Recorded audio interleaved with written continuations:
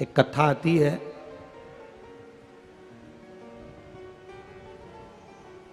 एक बच्चा एक बहुत पैसे वाले व्यक्ति के घर में जन्म ले लिया। अब बहुत पैसे वाले व्यक्ति के घर में उस बच्चे का जन्म हो गया। उसने जिंदगी भर सुख ही सुख देखा। चांदी की चम्मच मुंह में लेकर जो पैदा होता है तो वो सुख ही सुख देखता है, कहां उसने दुख देखा। उस बच्चे ने गाड़ी, बंगला, जमीन, जायदाद, सत्ता, वैभव सब कुछ देखा। इस बच्चे की जो मां थी वो इसको जन्म देकर मर गई थी। पिता ने पाल पोस कर बच्चे को बड़ा किया।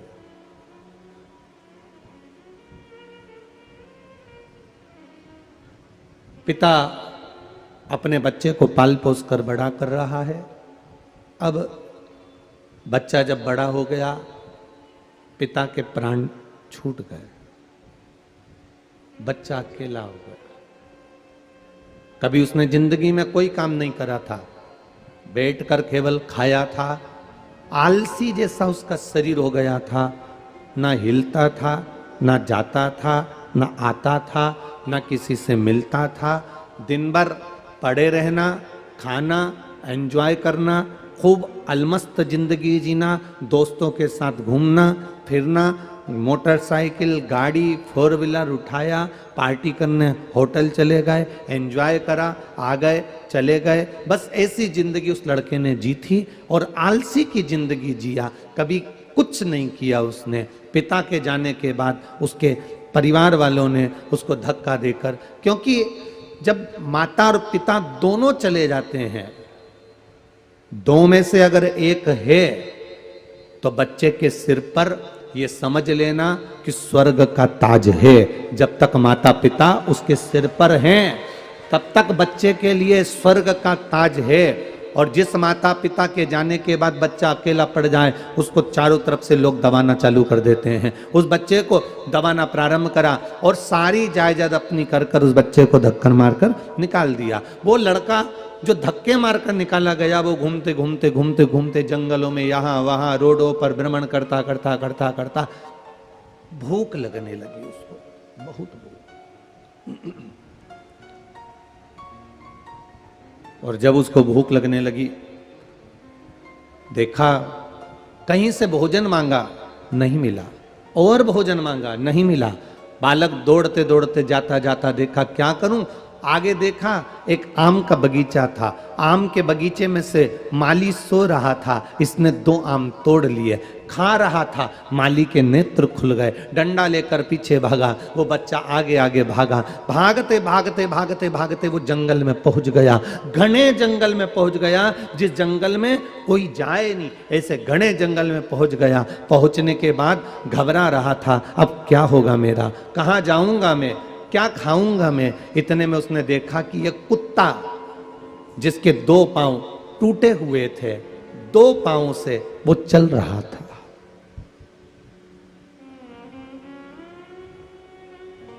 कुत्ते के 2 पांव टूटे हैं, 2 पांव से वो चल रहा है। और उस व्यक्ति ने देखा कि बताओ, कुत्ता जंगल में 2 पांव से चल रहा है, परंतु इतने वीरान जंगल में जहां जीव जंतु रहते हैं, इतने बड़े जानवर रहते हैं, इस कुत्ते को खा जाएंगे, अभी तक जिंदा कैसे है। इतनी देर में उसने देखा कि कुत्ता 2 पांव से चल रहा था। सामने उसने देखा एक शेर ने धाड़ा। शेर ने धाड़ा तो ये पेड़ पर चढ़ गया और पेड़ पर चढ़कर बैठ गया। सामने से शेर आ रहा था, इसको लगा बेचारे कुत्ते को खा जाएगा। ये कुत्ता 2 पांव से चल रहा है, कुत्ते को खा जाएगा। सामने से शेर और करीब में आया, और करीब में आया। करीब में आकर शेर के मुंह में बहुत सारा मांस पड़ा हुआ था, उसने कुत्ते के सामने फेंक दिया और फेंक कर शेर वापिस चला गया। जब शेर गया, ये पेड़ पर चढ़ा हुआ विचार करने लगा कि मैंने किसी के मुंह से सुना था, जो जन्म देता है पेट भी वही भरता है। इस कुत्ते का पेट भरने के लिए शेर मांस का टुकड़ा ला कर दिया। अब यह भी परमात्मा को पुकारने लगा। पेड़ के ऊपर बैठ गया, अब मेरे को भगवान ला कर देगा क्योंकि जन्म भगवान ने दिया है, भगवान भोजन देगा, भगवान ने जन्म दिया है। बैठ गया, सुबह से शाम हो गई, शाम से सुबह हो गई, दिन से रात, रात से दिन हो गया, पर इसको भोजन नहीं मिला। जब भोजन नहीं मिला तो ये बहुत गुस्से में चीख पड़ा। जैसे ही चीखा, पास में एक संत रहते थे, वो संत निकल कर आए और उन संत ने आकर कहा, भैया नीचे उतरो जरा। पेड़ पर से नीचे उतारा। क्या बात है, क्यों चीख रहे हो, क्यों चिल्ला रहे हो, भगवान से क्या दिक्कत है? उसने कहा, भगवान बड़ा गजब का है, जिसके पांव टूट गए दो, उसको जंगल में भी भोजन दे रहा है और मैं उनका नाम ले रहा हूं और मुझे भोजन नहीं दे रहा। जिंदगी का सारा दुख परमात्मा ने मुझे दे दिया। मेरी माता मर गई, मेरे पिता मर गए, मैं अकेला रह गया, मेरे कुटुंब वालों ने मेरा धन छुड़ा लिया, मैं अकेला जंगल में पड़ा हूं। भगवान मेरा साथ क्यों नहीं देता, भगवान मुझे खाने को क्यों नहीं देता? इतने में संत उसको लेकर चले गए और संत ने अपने पास का भोजन निकालकर उसको भोजन करने को दिया।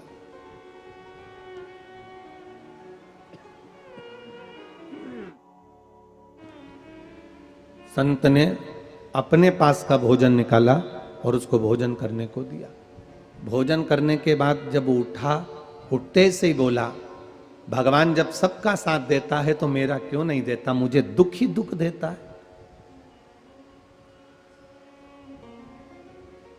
उस कुत्ते को भी तो भगवान ने भोजन दिया, उस कुत्ते को भी तो जंगल में ले जाकर भोजन दिया, तो मुझे क्यों नहीं दिया? संत ने कहा, भगवान को कोसो मती, भगवान तुम्हें दुख की घड़ी में अगर साथ नहीं दे रहा है तो ये मत सोचो कि परमात्मा ने साथ छोड़ दिया। तकलीफ पर तकलीफ आ रही है, भगवान हमारा साथ नहीं दे रहा, ये मत सोचो कि परमात्मा ने तुम्हें छोड़ दिया। भगवान कुत्ते को भोजन दिया, पर भगवान तुम्हें कुत्ता जैसा नहीं बनाना चाहता था, भगवान तो तुम्हें शेर जैसा बनाना चाहता था, जो दूसरे को दे, पड़ा हुआ खाए ना।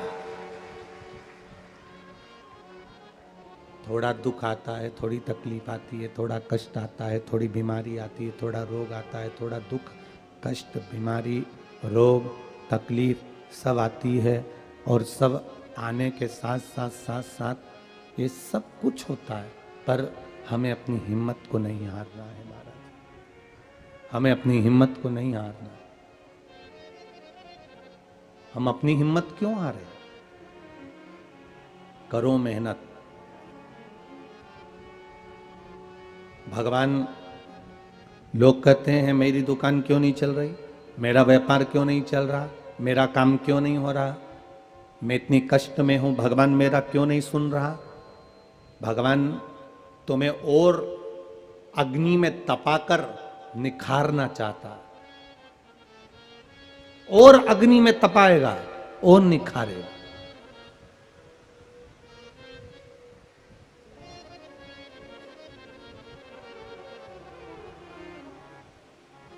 और अग्नि में तपाएगा और निखारेगा,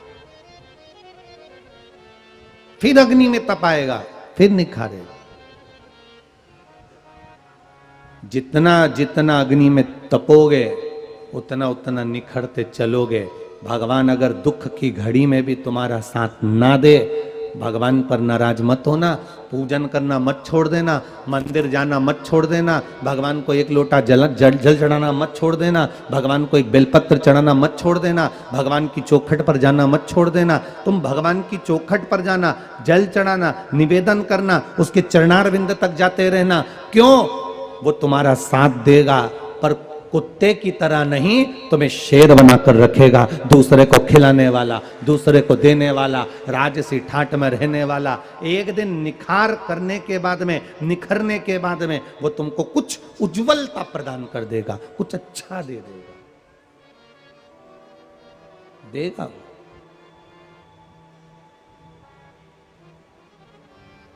वो सहज नहीं, उसको पहचानो। पक्षी के पंख पक्षी को उन्नति की ओर लेकर जाते हैं, और संत के चरण उन्नति की ओर लेकर जाते हैं। आप करो, कोई कोई कहता है हमने एक दुकान करके देख ली, उसमें लाभ नहीं हुआ, हमने दूसरी दुकान करके देख ली, उसमें लाभ नहीं हुआ, हमने तीसरी दुकान कर कर देख ली, उसमें लाभ नहीं हुआ।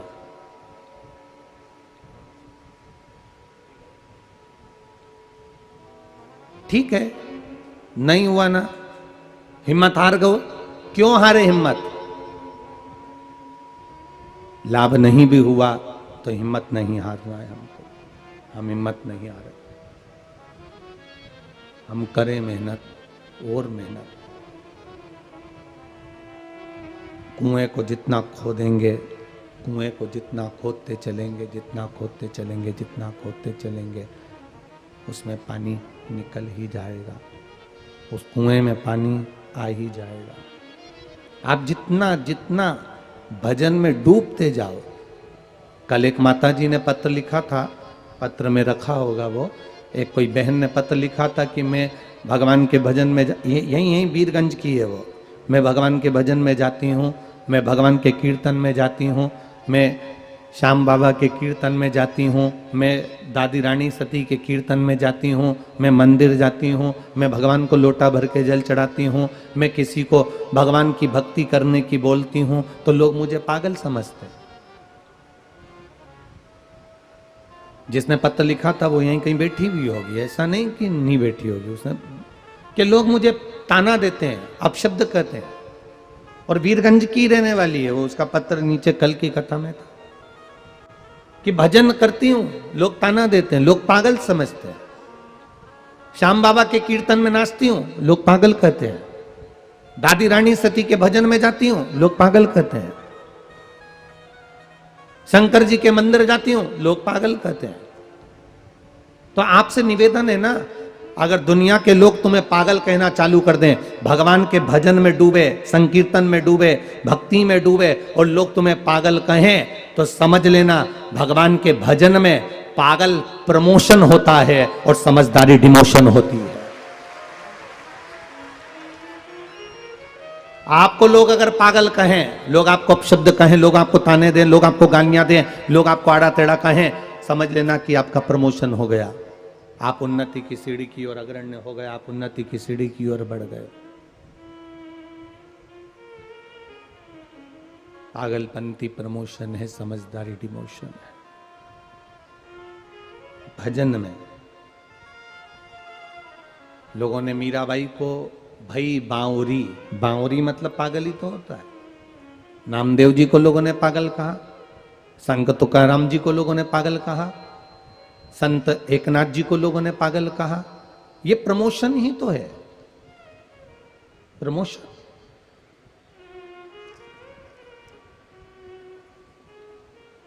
आप भजन में डूबे हो,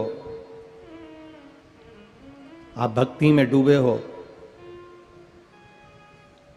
और भगवान की अविरल भक्ति में अगर डूबे हुए हो और लोग तुमको अपशब्द कर रहे हैं, ताने दे रहे हैं, आड़ा टेढ़ा कर रहे हैं, तो कहने दो।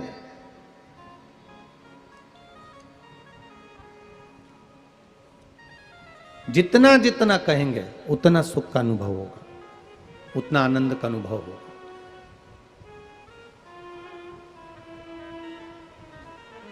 गाँव का लोग मने बांवरी बतावे, संगरी सहेलियां जी उंगली उठावे। सारा गांव का लोग बांवरी बताता है, सारा गांव का लोग उंगली उठाता है। आवाज ऐसी लग,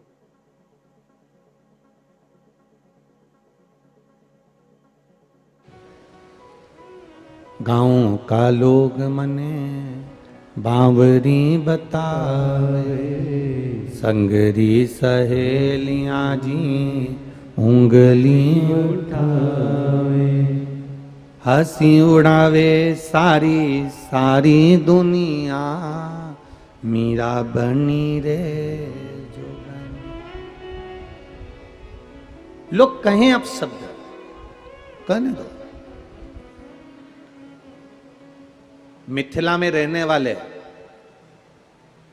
जनकपुरी में रहने वाले, इस नेपाल देश में रहने वाले श्री उदयनाचार्य जी।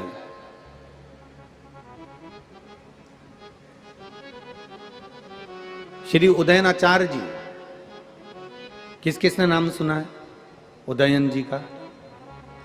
इसी नेपाल देश के जनकपुरी में रहे उदयन जी।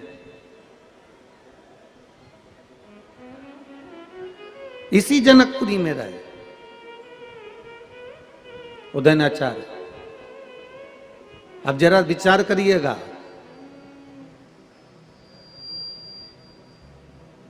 उस समय पर पूरे चारों तरफ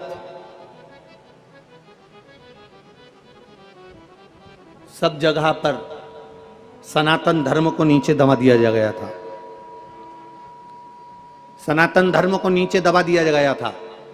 एक समय ऐसा आया था कि जो वेद पुराण शास्त्र को पढ़ता था, जो वेद पुराण शास्त्र को जानता था, जो वेद पुराण शास्त्र का स्मरण करता था, उसको भी नीचे दबा दिया गया था, मार दिया गया था।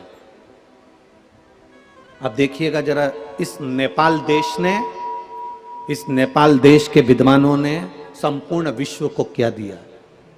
पूरे विश्व को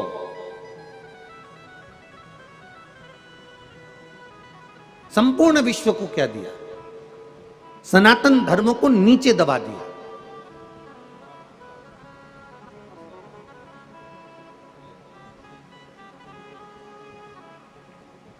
तब उदयन आचार्य जी ने बौद्ध भिक्षुकों से अपना शास्त्रार्थ किया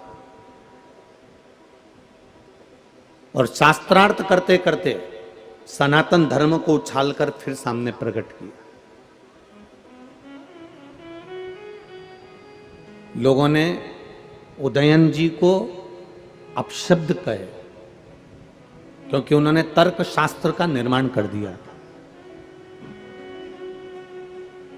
उदयन जी को लोग अपशब्द कहते थे, ताने देते थे, कहाँ लगे हुए हो, वेदों में लिखा क्या होता है, शास्त्रों में लिखा क्या होता है। उदयन जी ने कहा मैं वेदों में लिखा हुआ भी होता बता सकता हूं, शास्त्रों में लिखा हुआ भी होता बता सकता हूं। कोई मानने कोई तैयार नहीं था, लोग उनको अपशब्द कह देते थे। पर उदयन जी बड़ी मस्ती में जिंदगी जीते थे, बड़ी मस्ती में।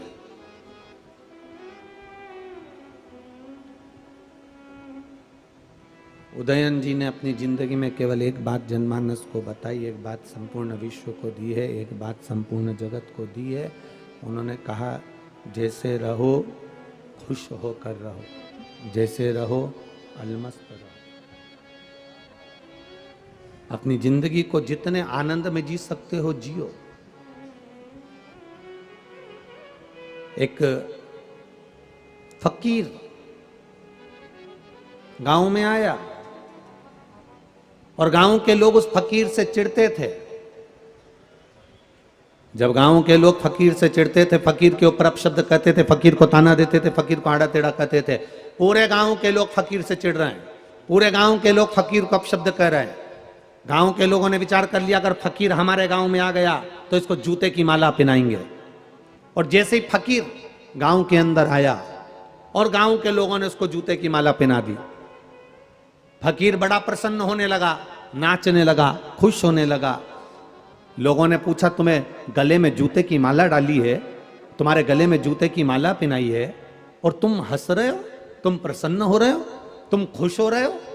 फकीर ने कहा मेरा भगवान इतनी जल्दी मेरी सुन लेगा ये पता नहीं था। 4 दिन पहले मेरे पाँव के जूते फट गए थे, मैंने भगवान से कहा था 1 जोड़ दे देना, मुझे क्या मालूम था कि ये 10 जोड़ मिल जाएंगे, मुझे क्या मालूम था कि ये 10 जोड़ मिल जाएंगे। गांव के लोगों ने कहा बताओ गजब का आदमी है, हमने तो तेरा अपमान करा है, हमने तो तुझे जूते की माला पहनाकर तेरा अपमान करा है। इतने में फकीर कहता है भले कुछ भी करा हो पर मेरे मालिक का धन्यवाद है जिसने मेरे को पहनने के लिए 10 जोड़ जूते तो दे दिए, कम से कम उसमें मेरी प्रसन्नता तो है। गांव के लोगों ने फकीर के चरण पकड़ लिए।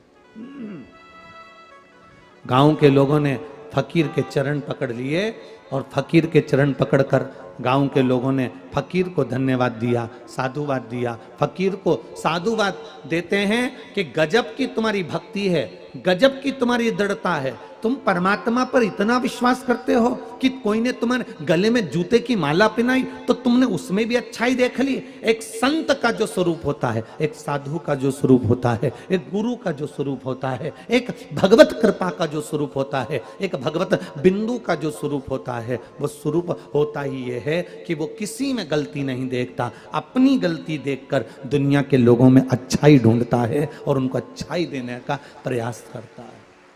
अच्छा ढूंढेगा, अच्छा ढूंढकर अच्छा देने का प्रयास करेगा, अच्छा ढूंढकर अच्छा देता है।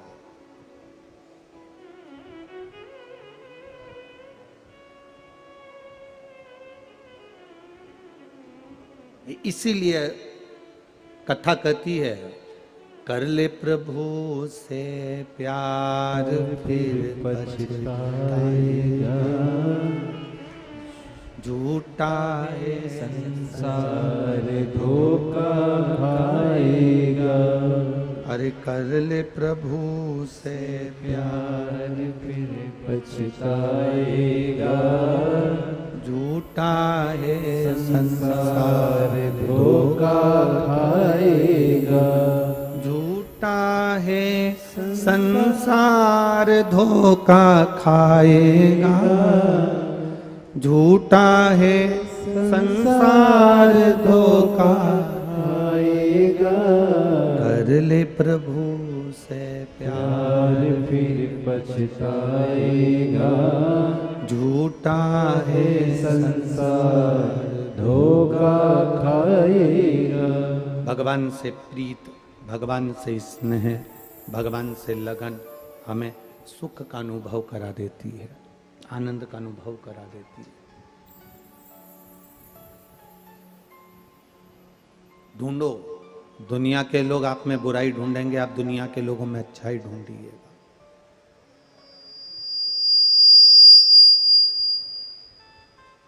ढूंढेंगे दुनिया के लोग, आप में बुराई ढूंढेंगे, आप दुनिया के लोगों में अच्छाई ढूंढिए। पंख और संत बहुत ऊंचे ले जाते हैं। आज वीरगंज में खेतान परिवार ने जो कथा कराई है, स्वामी जी ने जो कृपा करी है, शिव बाबा की जो करुणा हुई है, ये खाली नहीं जाएगी खेतान जी, कहीं ना कहीं भोलेनाथ हाथ पकड़कर आगे बढ़ा ही देता है।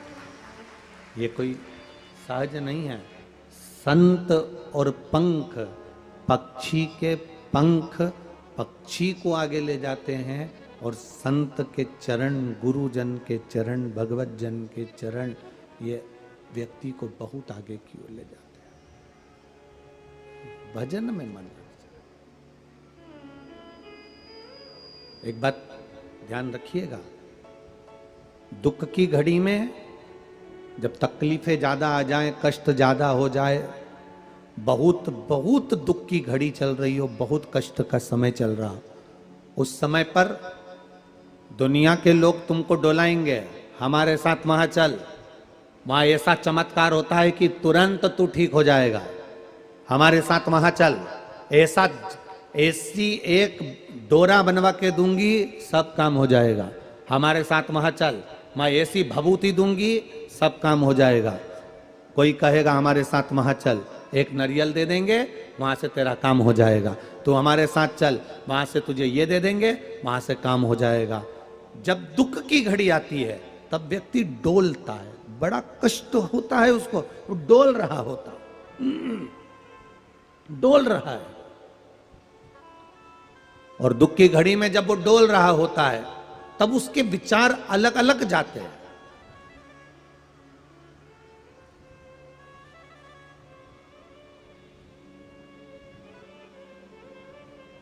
जब कष्ट की घड़ी आती है तब उसके विचार अलग अलग होने लगते हैं। हमारे साथ वहां चलो, वहां ऐसा चमत्कार हो रहा है, हमारे साथ वहां चलो, वहां से हमें बेल मिल जाएगी, हमारे साथ वहां चलो, वहां से भभूति मिल जाएगी, हमारे साथ वहां चलो, वहां से ये मिल जाएगा, हमारे साथ वहां चलो, शिव महापुराण की कथा कहती है, तुमने 2 महीना, 4 महीना, 6 महीना, 1 साल, 2 साल, 4 साल, 3 साल जिस देव अधिदेव महादेव को जल चढ़ाया है, उसको छोड़कर कहीं मत जाना, वो महादेव तुमको पार उतार देगा। एक साधे सब सधे।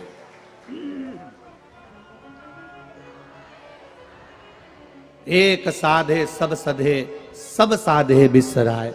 अगर हमारे बाबा पर आपका भरोसा है, शिव पर अगर आपका विश्वास है, भगवान शंकर पर आपका भरोसा दृढ़ है, तो फिर आप भटकोगे नहीं।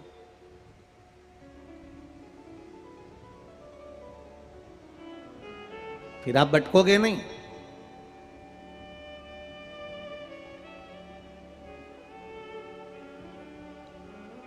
अपना मार्ग नहीं छोड़ोगे, फिर आप फिर दृढ़ हो जाओगे।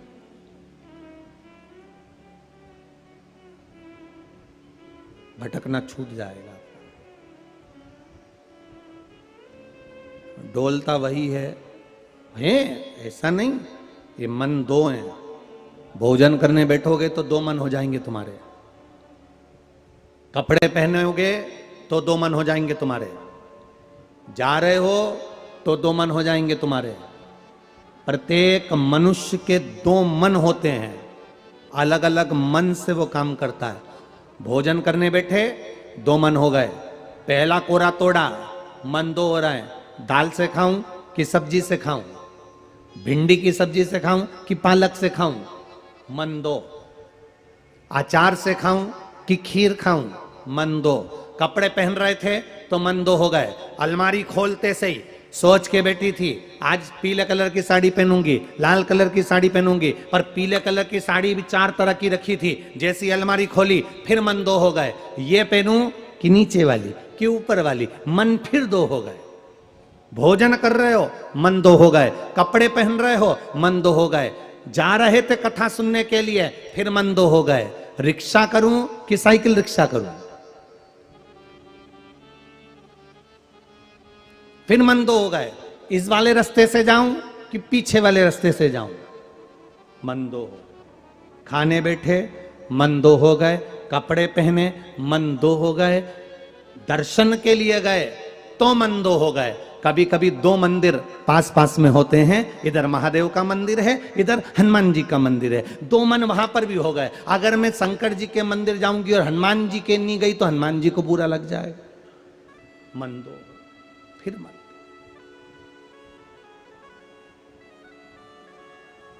और उसी हनुमान जी के मंदिर में सामने राम जी बैठे हैं। अगर मैं हनुमान जी के मंदिर में गई और राम जी के मंदिर में नहीं गई तो बुरा लग। मन 2,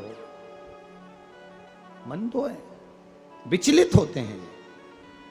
आप थोड़े दिन भगवान शंकर की पूजन करोगे, थोड़े दिन शिव जी पे जल चढ़ाओगे, थोड़े दिन भगवान शंकर का गुणगान करोगे, थोड़े दिन शंकर जी को जल चढ़ाओगे, बेलपत्र चढ़ाओगे, शंकर जी का गुणगान करोगे, शिव महापुराण में चित्त लगाओगे, भगवान की भक्ति में चित्त लगाओगे।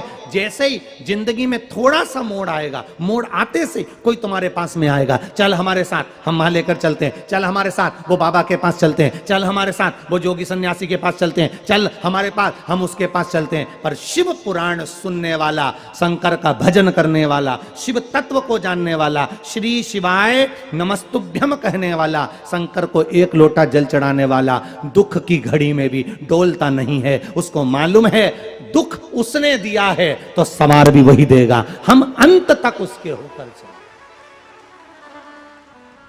अंतिम बिंदु तक हम उसके होके चले।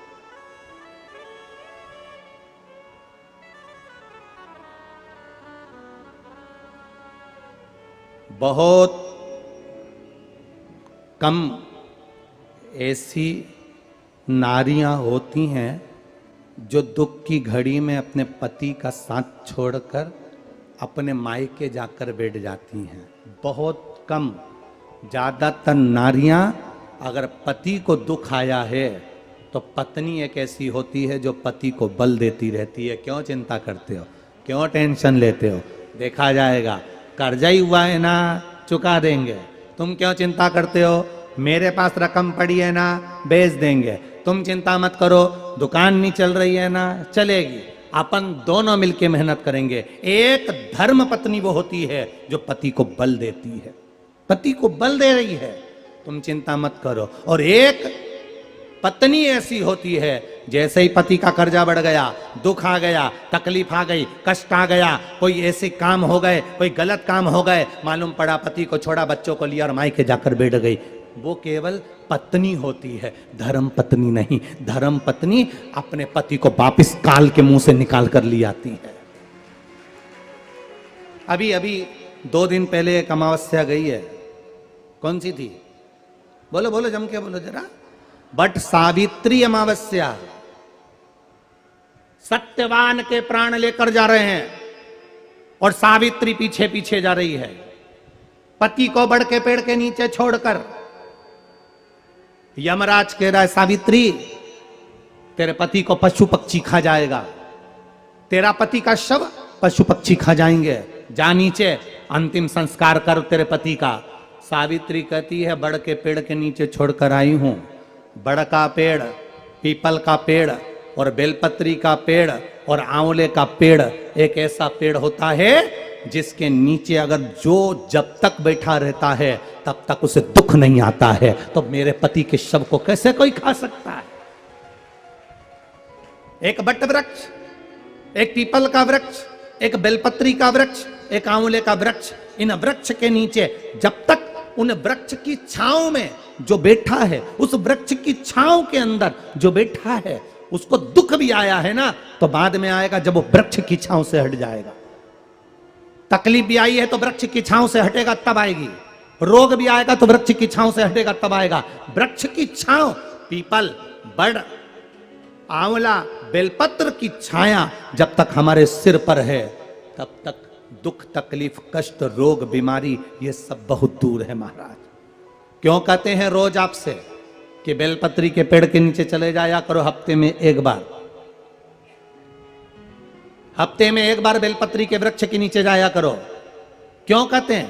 प्रयास करो कि बेलपत्री के पेड़ की छांव तुम्हारे ऊपर पड़े। उसका केवल एक ही कारण है, बेलपत्री के पेड़ के नीचे जाने का इसलिए कहते हैं क्योंकि अपने मोबाइल को चार्ज करना है तो किसी चार्जिंग पिन के पास जाना पड़ेगा। भले तुम कमरे में रह रहे हो, तुम्हारे कमरे में सारा सुख है, पर मोबाइल को चार्ज लगाने के लिए चार्जिंग पिन के पास जाना ही पड़ता है। चार्जिंग पिन में लगाकर थोड़ी देर रख दो, मोबाइल चार्ज हो जाता है। उसी तरह अपने जीवन के दुख, कष्ट, रोग, बीमारी, तकलीफ को मिटाने के लिए बेलपत्री के पेड़ की छांव में थोड़ी देर बैठना चालू कर दो, अपने आप सुख का अनुभव होने लगेगा, अपने आप कष्ट जाने लगेगा।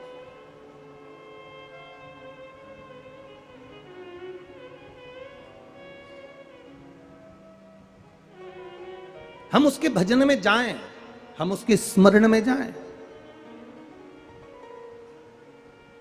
सावित्री, तेरे पति के शव को कोई खा जाएगा ना, ना, बड़ के पेड़ के नीचे छोड़कर आए।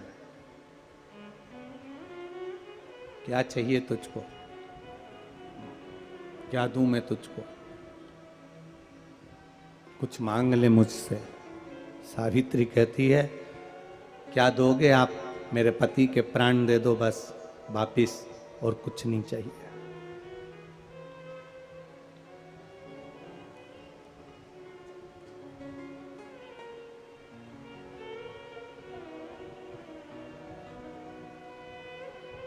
बट सावित्री की अमावस्या के दिन किसी एक माता ने सीहोर आश्रम पर एक मैसेज भेजा और उस मैसेज में लिखकर भेजा कि गुरुजी से पूछना, हम भी तो पति की इतना मानते हैं, पति का सम्मान करते हैं, पति को आदर देते हैं, तो हम भी सावित्री की गिनती में आते कि नहीं आते?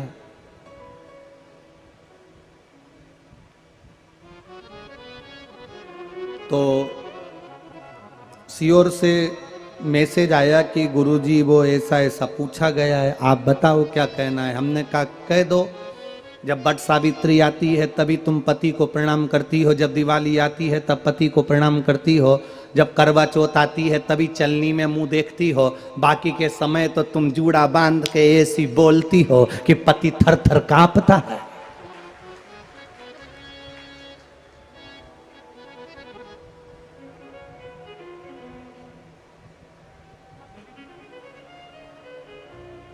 केवल एक करवा चौथ का दिन ऐसा होता है कि चलनी में पति का मुंह देखती हो। तुम चलनी में पति का मुंह देखती हो और पति तुम्हारे गले में जो मंगल सूत्र टंगा है उसको देखता है, क्योंकि उसको मालूम है 6 महीने से पीछे पकड़ कर बैठी थी, मेरा पहला करवा चौथ का व्रत आ रहा है, मंगल सूत्र दिला देना। मेरा पहला करवा चौथ का व्रत आ रहा है, मंगल सूत्र दिला देना। बेचारे ने ना जाने कहां कहां से कर्जा कर कर इतना बड़ा मंगल सूत्र दिलाया, लाल लाल मोती और इतना बड़ा पेंडिल लटक रहा। तुम चलनी में मुंह देख रही हो, तुम्हारा मंगल सूत्र देख रहा 80,000 का है, 80,000।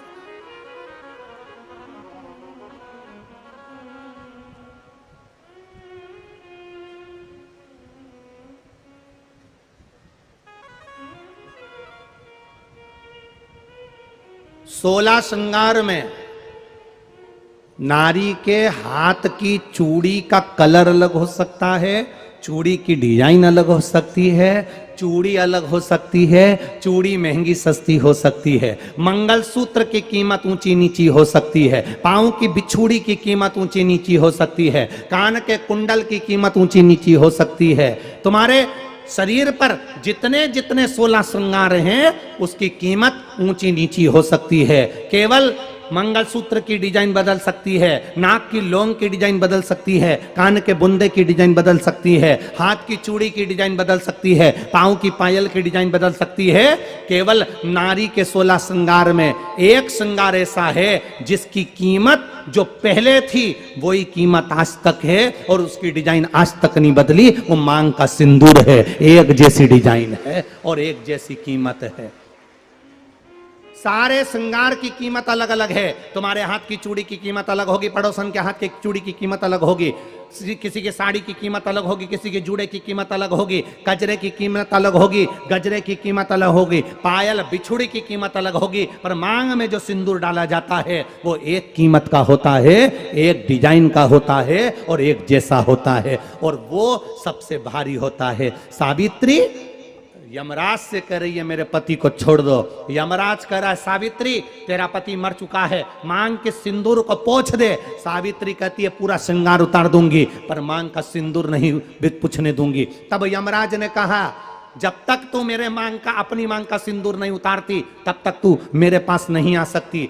भगवान यमराज से सावित्री ने कह दिया मैं भी तुझे वचन देती हूं यमराज, मेरी मांग में जब तक सिंदूर है, जैसे सीता ने लाइन लक्ष्मण जी ने लाइन खींच दी थी और सीता पार नहीं जा सकती थी, मैं भी तुझे वचन देती हूं जब तक नारी की मांग में सिंदूर है तब तक तू उसके पति को उसके सामने लेकर नहीं जा सकता। यह भी मैं तुझे कह देती हूं। यमराज भैंसे पर सवार होकर सत्यवान को लेकर जा रहा था, सावित्री से वचन पर वचन चल रहे थे। यमराज यमलोक में प्रवेश करने लगा। मांग के सिंदूर में से थोड़ा सा सिंदूर सावित्री ने केवल हाथ में लेकर अपनी बिंदी पर जो लगाया, सत्यवान को लेकर यमराज अंदर नहीं जा पाया। बाहर खड़े होकर कहता है मांग ले, मैं तुझे एक वचन नहीं, तू बोले तो मैं 2 वचन दे देता हूं, तू बोले तो मैं 3 वचन दे देता हूं, तू मांग क्या चाहिए। तब सावित्री ने कहा देना चाहते हो? हाँ। अब यमराज को लगा कि लालच में पड़ गई सावित्री। तब कहा पहला वचन दीजिए, मेरे अंधे सास ससुर के नेत्र वापिस आ जाएं। यमराज ने कहा तथास्तु। दूसरा वचन दीजिए, मेरे सास ससुर अपने पोता पोती का मुख देखें। यमराज ने कह दिया तथास्तु।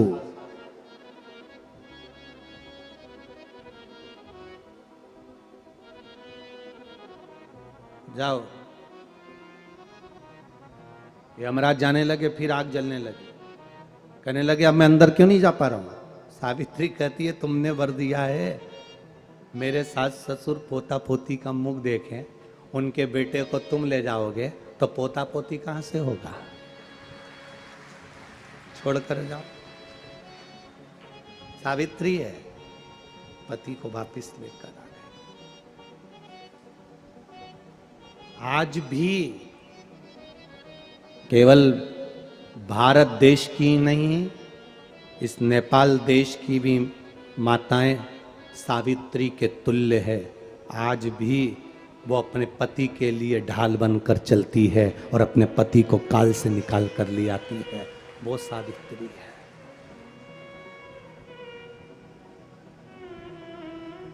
कल कथा में वो कैंसर के जो पेशेंट थे उनका जो चरित्र उस पत्र में पढ़ा। हम जब वापिस होटल गए, वहाँ जहाँ ठहरे, तो बड़ा आशीष से हमने कहा कि बड़ा विचित्र बात है, बड़ा विचित्र।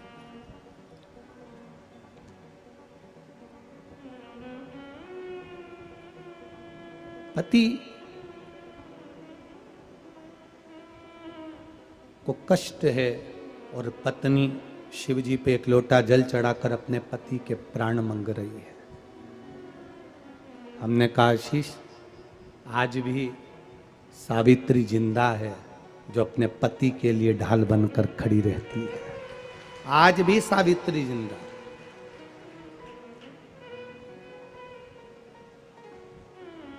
यहां जितनी माताएं बैठी हैं ना, और जितनी माताएं कथा टीवी पर, आस्था चैनल पर, फेसबुक, यूट्यूब पर, मोबाइल पर श्रवण कर रही हैं, ये मेरा विश्वास कहता है आपका चढ़ाया गया एक लोटा जल खाली नहीं जाएगा। आज चढ़ाओगे, तुम्हारी दुख की घड़ी में वो जल तुम्हारे सामने खड़ा होगा, तुम्हारे जीवन के दुख को मिटाने के, दुख को मिटाने के। आप अविरल भक्ति में लगे हो तो वो खाली कैसे जा सकता? कैसे? आपका किया गया भजन, आपका किया गया मंत्र जाप, आपका किया गया नाम जाप, आपका किया गया स्मरण कभी खाली नहीं जा सकता।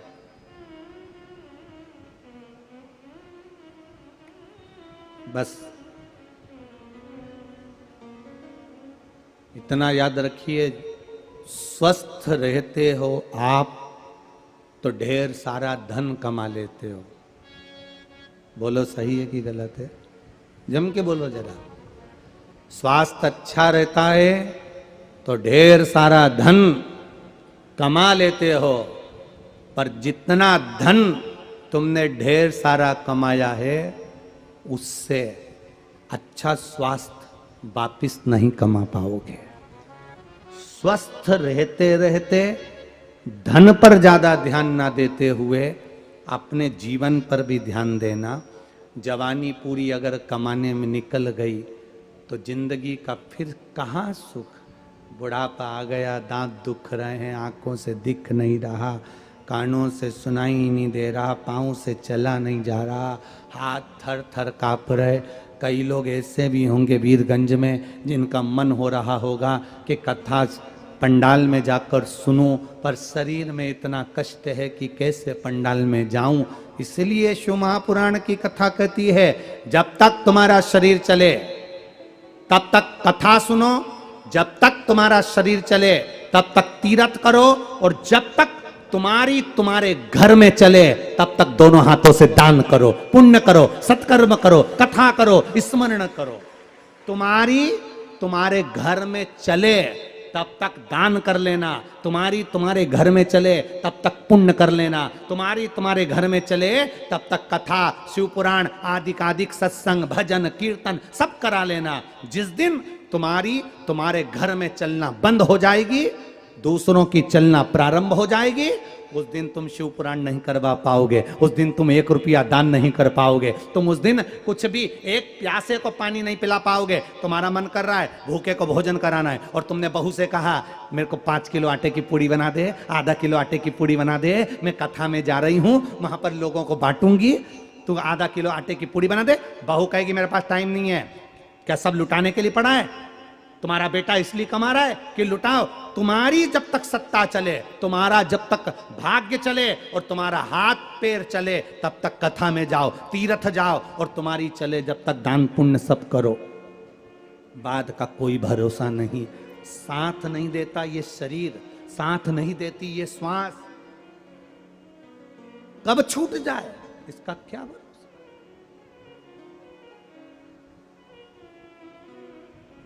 जोड़ा जोड़ा जोड़ा जोड़ा जोड़ा और आखिरी में बोलो, जम के बोलो, यहीं छोड़ा गया।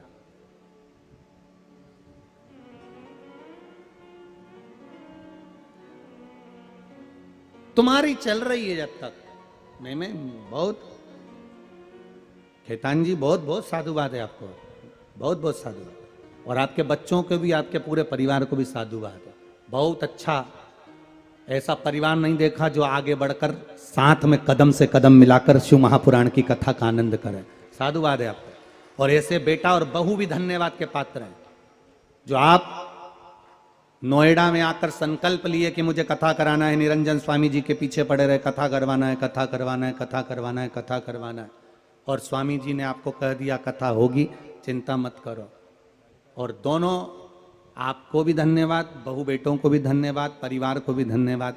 बहू बेटों को मालूम पड़ा कि हमारे परिवार में कथा हो रही है, ऐसी बहू और ऐसे बेटे को भी धन्यवाद है। ऐसी बहू किसी ना किसी अच्छे कुल से आई होंगी, जिन्होंने कह दिया मम्मी कथा करो, तैयारी करो, हम हैं साथ में। ये सुख है। कल इनका परिवार मिलने आया था तो बहनों के चेहरे पर इतनी प्रसन्नता, हम सोच रहे जैसे अपने भतीजे की शादी में आई है। जितनी ननंद होना ही इनकी मिलने के लिए, ये खेतान परिवार की जितनी बेटियां मिलने आई, सब इतनी प्रसन्न जैसे कहीं विवाह में आई हो, इतनी खुश। बस यही प्रसन्नता आपके जीवन में होना चाहिए। जब आपने मायके में, अपने ससुराल में जब कोई अच्छा काम हो, तुम्हारे चेहरे की स्माइल बढ़ जाना चाहिए कि हमारा जीवन सार्थक हो गया। हमारे दादा परदादा, मायके के भी ससुराल के भी, हमारी 71 पीढ़ी में जो चले गए होंगे वो भी खुश हो रहे होंगे कि हमारी पीढ़ी में आज शिव महापुराण की कथा हो रही है, जिसने संपूर्ण जीवन को तार दिया है, संपूर्ण। और आप जितने लोग सुन रहे हो ना, बड़े खुश रहा करो, बड़े प्रसन्न रहा करो। कथा में मुसद्दी लाल जैसे मत बैठा करो मुंह उतार कर, प्रसन्न स्माइल के साथ खुश रहकर। भगवान ने कितनी कृपा करी साहब, कितनी दया करी। कहां सीहोर भारत में, भोपाल के पास, और कहां नेपाल वीरगंज। वो तो तुम सबने एक एक लोटा पानी ज्यादा चढ़ा दिया होगा शंकर भगवान को, इसलिए उन्होंने वीरगंज में यहां बुला लिया।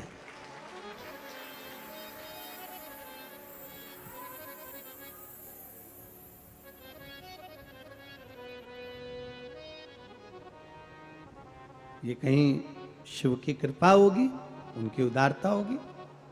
कर लो सत्कर्म, शरीर चले तब तक कथा में जाओ, शरीर चले तब तक अपना द्वार छोड़कर, क्या छोड़कर?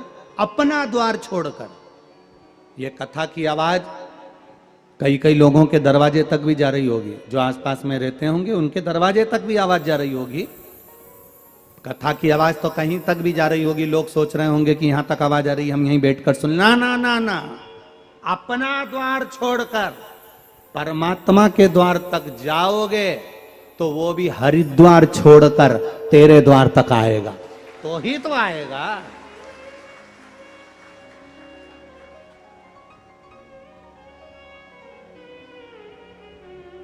अपना द्वार तो छोड़ो। भगवान कृष्ण ने भी रुक्मणी जी से कहा दिया था, ब्राह्मण देवता रुक्मणी जी से जाकर कह दो तू श्रृंगार करके गोरा जी के मंदिर आ जा, मैं तुझे लेने आ जाऊंगा। भगवान ने रुक्मणी जी से यह नहीं किया था कि तैयार होकर छत पे खड़ी हो जाना, मैं तुझे लेने आ जाऊंगा। जगदम्बा के मंदिर तक आ, गौरा जी के मंदिर तक आ, मैं तुझे लेने आऊंगा, ये भगवान कह रहे हैं। आप भी कथा के पंडाल तक जाओ, भगवान की अविरल भक्ति तक जाओ, भगवान के भजन तक जाओ, आएगा आएगा। अंत समय प्रभु आना पड़ेगा, वचन दिया तो निभाना पड़ेगा। आए ना आए प्रभु कुटुम कबीरा, अंत समय प्रभु आना पड़ेगा। वचन दिया तो निभाना पड़ेगा। ओ अंत समय प्रभु आना पड़ेगा। वचन दिया तो निभाना पड़ेगा। अंत समय वो आएगा और कर जाए। बस तुम्हारी अविरल भक्ति, तुम्हारी दृढ़ता, तुम्हारा विश्वास।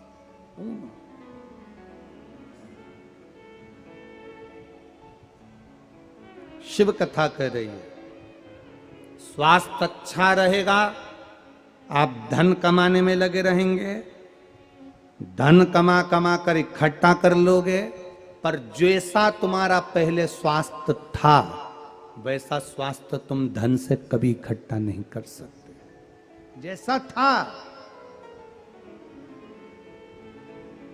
जो भगवान ने बनाकर भेजा, कितना कीमत वाला बनाकर भेजा।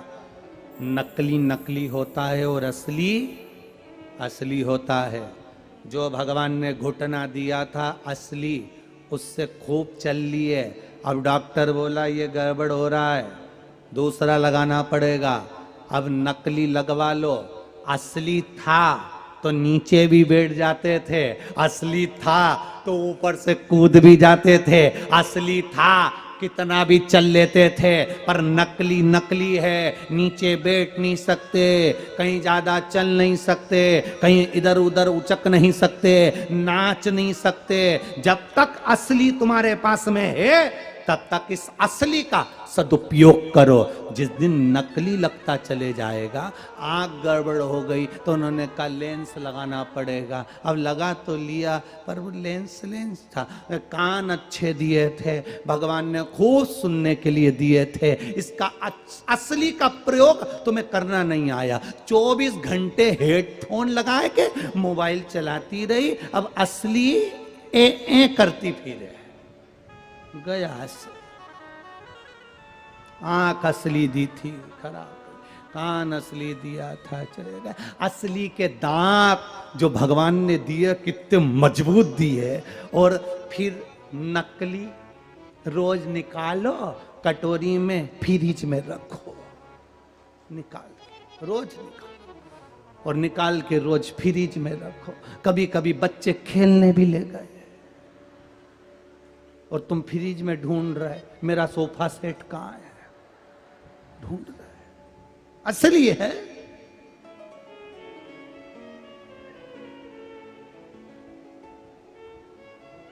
असली के बाल असली के होते हैं, नकली नकली होते हैं। कथा में आई थी, किसी ने पीछे से खींच दिया, नकली असली थे।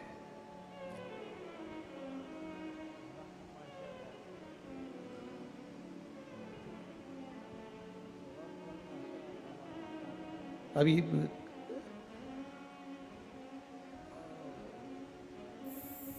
कल ये खेतान परिवार मिलने के लिए आया तो हमारे वो ललित महाराज बोले, गुरुजी वो खेतान परिवार मिलने आ रहा है, आप जब तक के रेडी हो जाओ। हमने कहा हम तो ऑलरेडी रेडी हैं। तो किसी के ज्यादा अच्छे हों तो उसको रेडी होने में टाइम लगे। अब यहाँ तो पानी का हाथ लगाओ ने यूज फेर लो तो रेडी, उसमें क्या ऑलरेडी, उसमें क्या। अब जिसके अच्छे खूब जोरदार हो, बड़े बड़े दीनानाथ जैसे, तो बात दूसरी की रेडी करता फिर 4 घंटे। हमारा दीनानाथ यूं घुमाता रहता 24 घंटे, उसके रेडी रहता हो तो।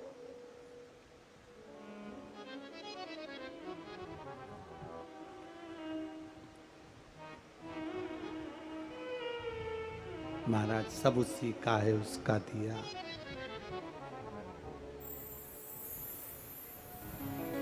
रचा है सृष्टि को जिस प्रभु ने, वही ये सृष्टि चला रहे।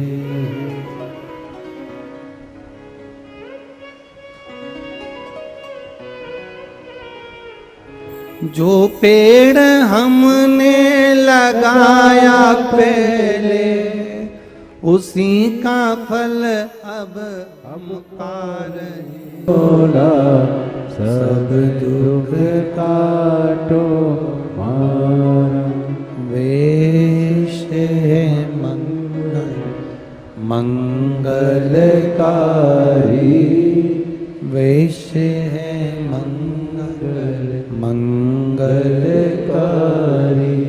शमशान वासी हमारा, शमशान वासी हमारा, ओ भोला सब दुख काटो मारा, ओ भोला सब दुख काटो मारा। भगवान शिव की कथा कहती है संपूर्ण संसार सागर में मानव की जो देह है, मनुष्य का जो शरीर मिला है, ये सहजता में नहीं मिला।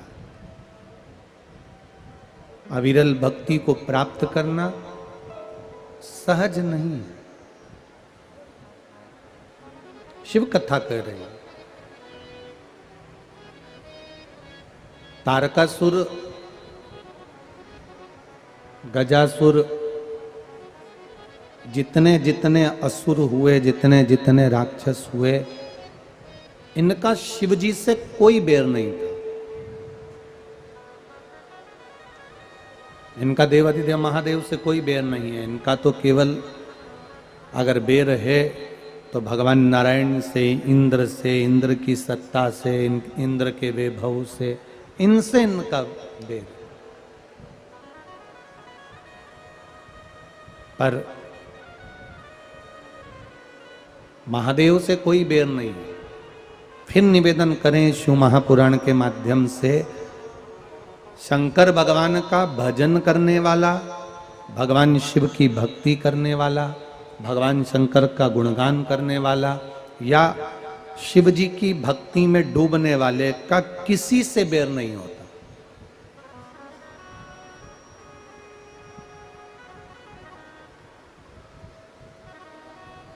जो भगवान की भक्ति में लगा है उसका बैर किसी से नहीं। हाँ, दुनिया के लोगों को बेरी लग सकता है कि ये कहीं ना कहीं भगवान की भक्ति में डूबा हुआ है, भगवान के भजन में डूबा हुआ है, तो बैर लग सकता है। तारकासुर के 3 बेटे, तारकाक्ष, विदुम्माली और कमलाक्ष। इन तीनों ने ब्रह्मा जी से वर प्राप्त करा कि हमको वर ऐसा दीजिए कि हम 3 अलग अलग पुरी में, अलग अलग नगर में जाकर निवास करें, अलग अलग जगह पर हम रहें, और जब हमारे प्राण तब छूटें जब हम तीनों के एक साथ प्राण छूटना चाहिए। अगर प्राण छूटे भी तो हम तीनों के एक साथ छूटे। ठीक है, ब्रह्मा जी ने तथास्तु कह दिया। तारकासुर भगवान की भक्ति में डूबने वाला था, शिव जी का भजन करने वाला था, पर इंद्र सत्ता का आधिपत्य उसके पास था।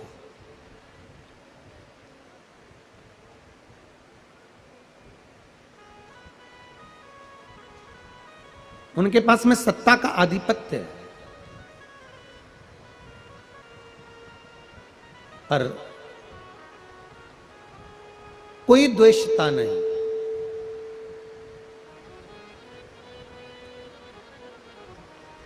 कार्यकर्ताओं से एक निवेदन है, थोड़ा सा पानी तेज है तो माताओं से भी निवेदन है, जिन जिन को जहां जहां जगह मिल जाए, कोई गीला ना हो, इसलिए थोड़ा थोड़ा सा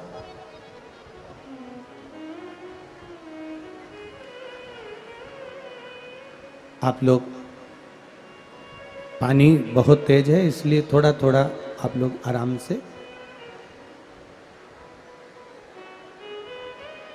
जहां जिसको जगह मिल जाए वहां बिठा लीजिए, कोई गीला ना हो उसके लिए।